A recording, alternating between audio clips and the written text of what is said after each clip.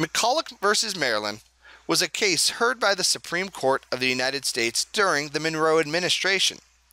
This case revolved around the state of Maryland's ability to tax the National Bank of the United States.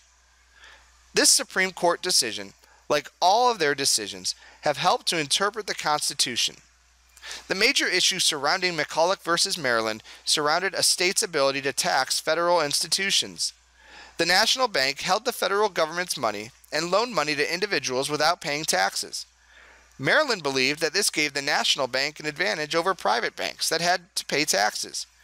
Maryland began to tax the bank to raise revenue and to attempt to improve their economy. The National Bank refused to pay the tax, and the state of Maryland sued James McCulloch, the bank's cashier. The Supreme Court's verdict agreed with the defendant, James McCulloch. The Necessary and Proper Clause, found in Article 1, Section 8 of the U.S. Constitution, was used as one of the reasons for this finding. Supreme Court Chief Justice John Marshall wrote that this clause in the Constitution gave the federal government the ability to create a national bank that operated in the states. The second reason for the court's verdict was found in Article 6 of the Constitution. This article established the Constitution as the supreme law of the land.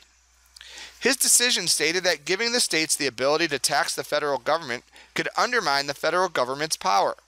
The tax was unconstitutional and could not be levied upon the national bank.